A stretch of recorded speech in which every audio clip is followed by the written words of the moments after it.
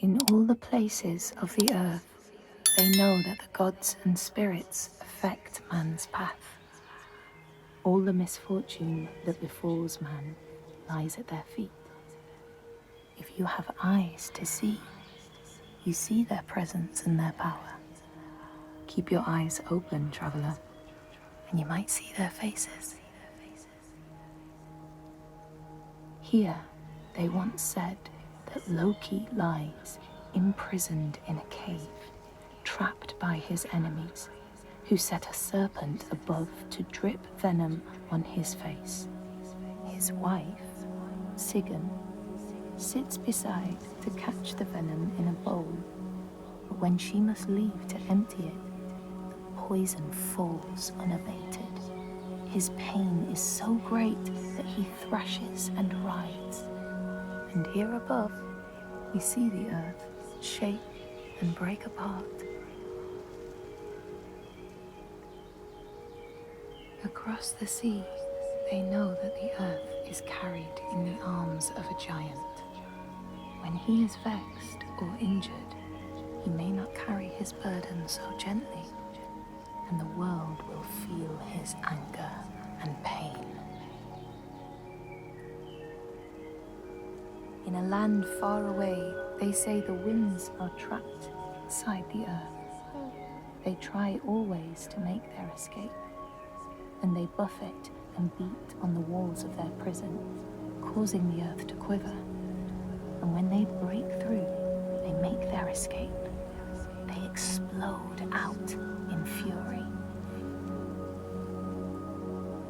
In the lands of your birth, people live hidden too, in the hills and stones. They may be the remnants of a godly race who lost a war with giants and, finding the world changed, retreated into silence. But you still see their carvings and circles from the time when they walked among men.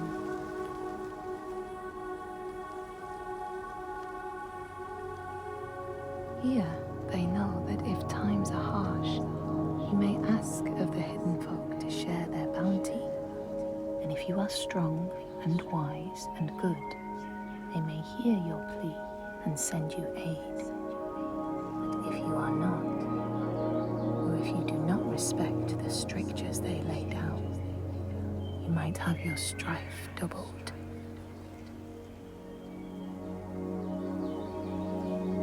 In the lands of your birth, and in these lands too, they know that people can be taken by the secret fair ones.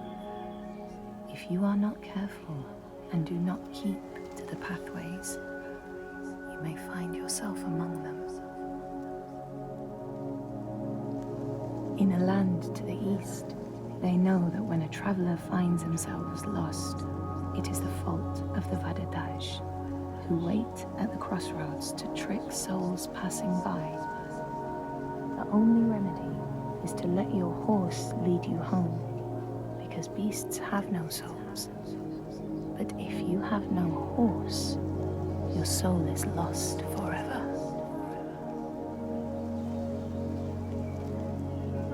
In this place, they know that sometimes the hidden folk will take their children and leave another in their place. These children may look the same as their own, but will be dazed and far away, or ill-tempered. And you know then you have a changeling in your house. In this land, when people cannot raise their children, they will leave them in a sacred place for the hidden folk to take and care for.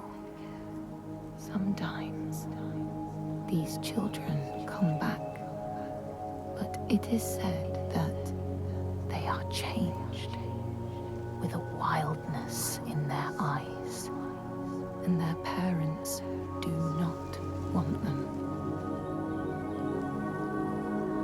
These people know that children who have died uncared for can return as Utburður, small ghosts clad in fluttering rags. When there are are storms, they may cry as they did when they were human, and will look for their mothers until they find them, and never leave them again. In this land, you may catch sight of the Landdisir, the spirits who embody the sacred places, the rivers and rocks. Do you see the Lady of the Mountain, the Fiak Kunan, who bathes in the waterfall and lets the drops fall on her shoulders? In the heart of the Northlands, they know the storms are born of the Oshkuredi, the hunt of Odin. The huntsmen ride horses with eyes of fire. Their weapons clash like thunder, and it is best to hide inside, lest your spirit be called to join them. In your lands, traveller, they know that the Kailif, the hag of winter, is the one who hurls sleet and snow upon the land. She lives in a sea rock and rules the waves of the roiling winter ocean with her blackthorn staff. She strikes the ground to destroy the shoots of growing green, so the winter will lie long and low on the land. These people know that the sea god, Ran, sets out nets to trap sailors and drag them to her world. She sends the waves, her daughters, to wreck boats so she will have more men to take. And jealously, she pulls them down beneath the water. People here speak of warriors who can transform themselves into bears when they are enraged. Their skin becomes hide so thick no sword or spear can break it. When King Hrolfr fought Skald, many people saw a great bear fighting beside him, who killed more men with its paw than any 5 soldiers.